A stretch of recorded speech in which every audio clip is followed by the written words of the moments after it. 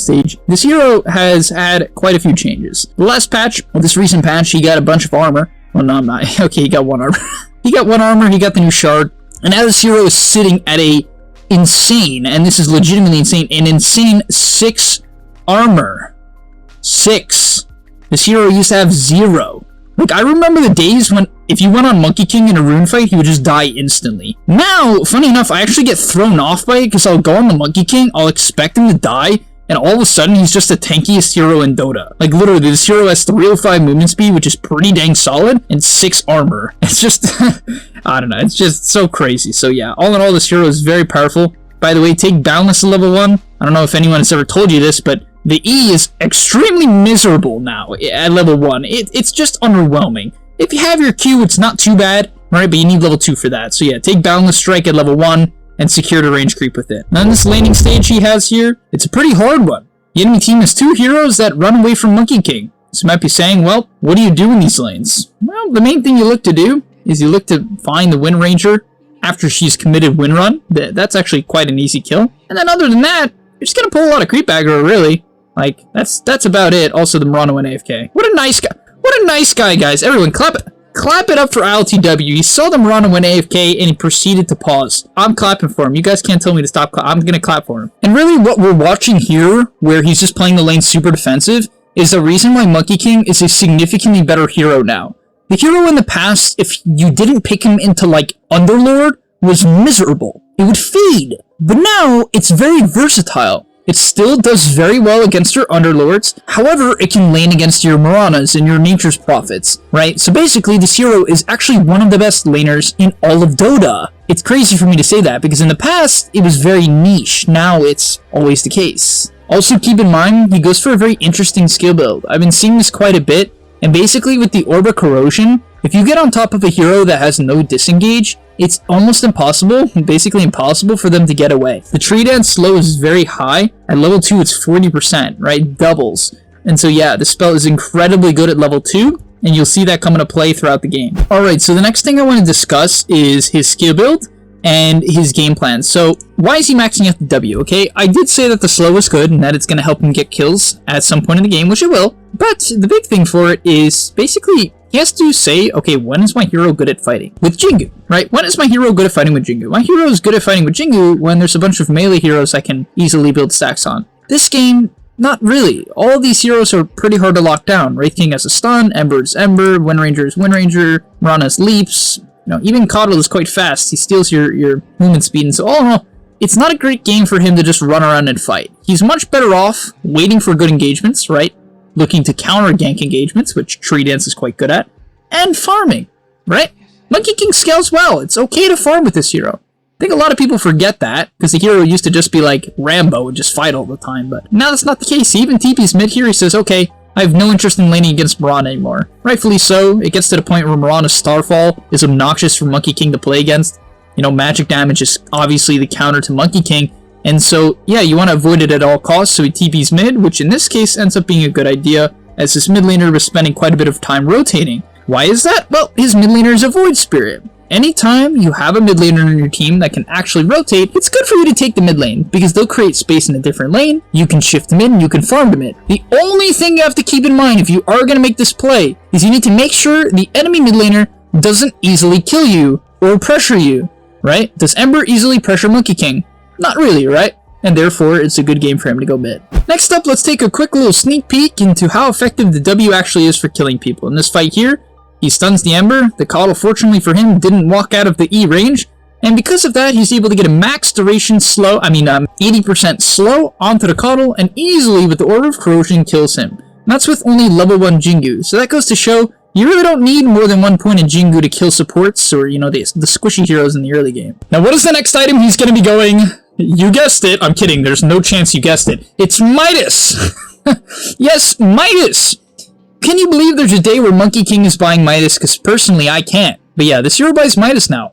For the same reasons I said before. It's not a great Monkey King game for him to run around and constantly fight. And so he's optimizing for that. And that's what I love the most in Dota. You don't always have to do the same item build, as long as you commit to what your build does. And it's not that he can't fight with this Midas. He's still a 1400 HP hero with very, useful spells. He has his maxed out W and nearly maxed out Q, but he's going to spend quite a bit of time farming. You can see here he's going to shift to the top side of the map instead of showing up to the mid fight. I think a lot of players would have showed up to the mid fight, but once again, just to really stress how important it is to stick to your game plan and stick to your item build, his item build is not designed on taking fights under enemy towers. It's designed to take fights under his towers or just split push. By the way, one more thing I'd like to mention about Monkey King when it comes to this specific game is that I think Monkey King is a very good hero against Wraith King. The reason why I say that is Wraith King doesn't tend to buy BKB until later into the game, and Wraith King doesn't have mobility, and because of that, your ultimate is very good against him. You kill the Wraith King once because you man up to him, and then he has a very hard time getting out of your ulti, right? You can actually die twice inside of your ulti, and so that's why I'm a huge fan of this matchup. Now you might be saying, why does that, that's so niche. Well, with how popular I think Wraith King is going to become, frankly, it's good to have these response picks. And I'm going to make a video soon talking about counter picks to all the meta heroes, but yeah, I think this is definitely a good one to keep in mind. Next up, I'd like to discuss how to fight with Monkey King pre-BKB. This is a very important concept because a lot of people kill themselves as Monkey King because they assume that their hero is this, like, frontliner. You're not. You're not a frontliner. I see this all the time, though. People really, initiate with Monkey King because they're like, oh, I gotta build Jingu. But then you just die because magical damage spells shred you. Until you have a BKB, which I highly recommend you buy after your DPS item. In fact, I'm a huge fan of buying the items that he buys this game, which is Orb of Corrosion, Midas Diffusal, and the BKB. Until you get that BKB, it's very difficult, very, very difficult for you to actually initiate. So instead, you want heroes on your team that can do that, such as Spirit Breaker, Void Spirit, and Sword of Enigma. Even Enigma is very similar to Monkey King, where he wants to go in second. And you see in this fight here, because his team initiates, it sets up for a beautiful black hole, and that black hole sets up for a really nice Monkey King ulti. Another thing to keep in mind that I didn't mention earlier is every monkey can apply Orb of Corrosion, which is another reason why this is an extremely good combination, and in my opinion is I'm not going to say a must buy, but is a very good buy on Monkey King. Upcoming here, I want to show a good example of why Monkey King counters Wraith King, and I obviously said it earlier, but yeah, they go onto the Wraith King. Big important thing here is where he jumps. He actually jumps behind the Wraith King. Even though he has BKB, you still don't want to, like, frontline, right? You don't want to take the chance of getting arrowed or bursted, right? You just don't get bursted as Monkey King. Your hero does a ton of damage. Just don't frontline, okay? That's, like, a big tip. So he goes in here, builds Jingu. Doesn't ulti right away. I think they felt like they could have killed the Wraith King. Now, I think he ends up realizing that he probably should have ultied right away just to protect the Enigma. Nonetheless, he drops it now. They kill the Wraith King, and obviously, as you could expect... Well, the Wraith King is stuck in a Monkey King ulti, and frankly, that's not going to end too well for him, and doesn't end too well for him. However, once the Wraith King actually dies and his BKB is ending, you can see him immediately disengage. I think a lot of players here would fall into the trap of saying, okay, the fight was going well for me, but the problem is, 2 of his teammates are dead, right? They don't have Black Hole, 2 of his teammates are dead, he has no BKB, no ulti, no stun, he had nothing, so he backs out. Another might seem simple, but I think a lot of players just need a quick reminder, and frankly I do too. Sometimes I initiate when I have no spells up, or I go back in, or I try to turn the fight, and it's just not worth it. Next up, let's talk about the talents. He takes basically the standard talents. At level 10, you take 20 attack speed. At 15, you take Tree Dance, cast range.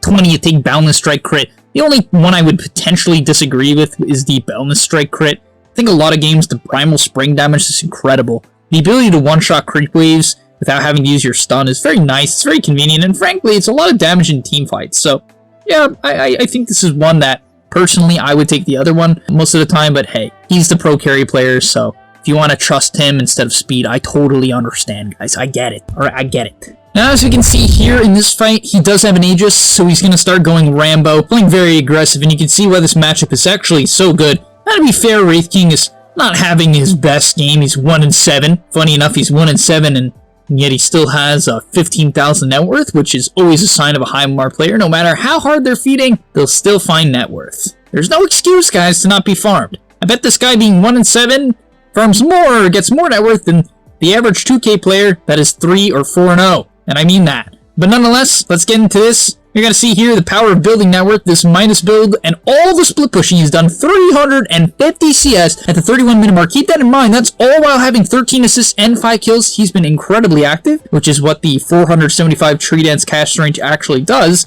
It lets you kind of fight and farm at the same time. But yeah, now look at the power of the net worth and the basher he's picked up. He just straight up mans up to this Wraith King. Pretty insane, actually, here. Didn't actually think he'd be able to do this, but he did. Even stunts up the Wraith King and kills him quite quickly. Ember gets bashed up as well. He tries to chase him down. Great shackle onto the Mirana. And yeah, the hero's just kind of like, I don't know, right now, it just seems like to me that Monkey King, it's not broken. It's definitely not a broken hero. It's far from broken. But it's in this place right now where it's just solid. Only thing I really want to stress, and I said it before, but I do want to stress it again, make sure you have heroes that initiate. If you are the only melee hero on your team, you're going to struggle. It's going to be very hard to hit good ultis, because a lot of Monkey King players where they fall short is they go in first, they lead in with their Q, then their E, and then they can't even keep anyone inside of their ultimate. And frankly, it's a disaster. Now, the last thing I want to get into is talking about sieging towers. You may have noticed, well, you know, considering you didn't watch the entire game, probably didn't notice, but he didn't siege like a single tower. Just keep that in mind. Monkey King just hates doing that. You just die most of the time. It's slow and you die. It's not good. And so the only time you should hit towers is if you're like specifically protected for whatever reason, or you have an Aegis. Even if you have Aegis, you need to be very, very, very careful. Even in this clip here, you're going to notice his BKB actually gets forced. He pops it here to try to secure the Ember kill, which he does. To be honest, like, I think he didn't have to use it there. It's probably a bit of a preemptive BKB that was a bit unnecessary. But nonetheless, he gets gone on, and because he has Aegis, he actually can go high ground. What was all that damage? What was that? I actually... What the... What just... Arrow, Power Shot, Starfall, Starfall. Okay. He just got hit by every magical damage spell in the book. They all got thrown onto him. But he's going to switch his treads back into his inventory. And now this is the power of the Aegis. The enemy team commits in really hard. Because they commit in really hard, he can hit a very nice balance. I actually felt like he had an opportunity for a 3-man balance there that he unfortunately missed. But Wraith King gets a little bit stuck in the ultimate. Honestly, this fight ends up not being the best. Oh, great charge by the Spirit Breaker, followed up by a 2-man balance. They take the tower. He's very, very strong at this point. Got the Satanic. Gets gone on here. Pops the Satanic, though. You thought he was going to die. You thought wrong. Ends up living. And yeah, that's going to be the end of the game. Make sure you optimize your builds like this. After you go your DPS items, your Ags and your Diffusal and your BKB. Yes, BKB is a DPS item to some extent. Pick up that Satanic, Scotty or Abyssal. Depends on the game. If the enemy team doesn't have this much mobility, you can go Scotty, but they do. So he wants an Abyssal this game. Very reasonable. And yeah, thanks for watching. I appreciate you guys. I hope you appreciate